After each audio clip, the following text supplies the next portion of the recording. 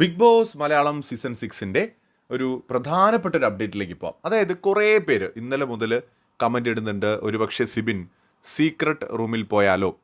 Actually ഓരോ strong contestant big boss വീട്ടിൽ നിന്ന് പോകുമ്പോഴും നമ്മൾ സീക്രട്ട് റൂമിലായിരിക്കുമോ എന്ന സംശയം പ്രകടിപ്പിക്കാറുണ്ട്.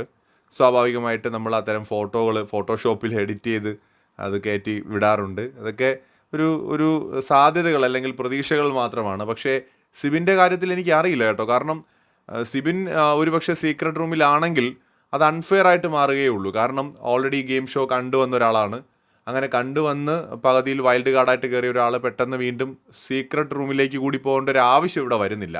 ഒരു 60-70 എപ്പിസോഡൊക്കെ ആയിട്ടാണെങ്കിൽ കൂടി പിന്നെ ഓക്കെയാണ്. മാത്രമല്ല ഈ സെറ്റിൽ സീക്രട്ട് റൂം ഉണ്ടോ എന്നും സംശയമാണ്.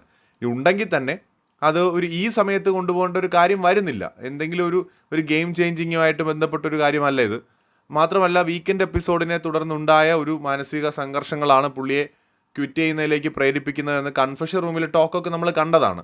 അപ്പോൾ ആ സ്ഥിതിക്ക് ഇനി പുള്ളിയെ ഒരു സീക്രട്ട് റൂമിലേക്ക് മാറ്റിയിട്ട് അവിടെ ഒരു ഹെഡ്സെറ്റും ഒരു ടി വിയൊക്കെ കൊടുത്തിരുത്താനുള്ള സാധ്യതയില്ല.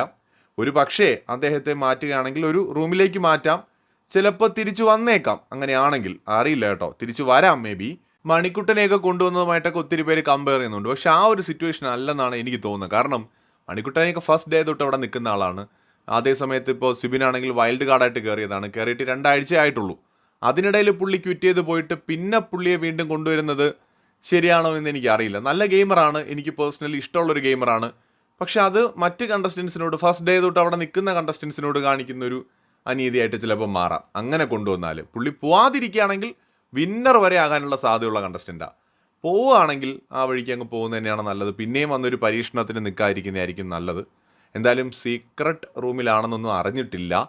മേ ബി അങ്ങനെ ആകാതിരിക്കാം.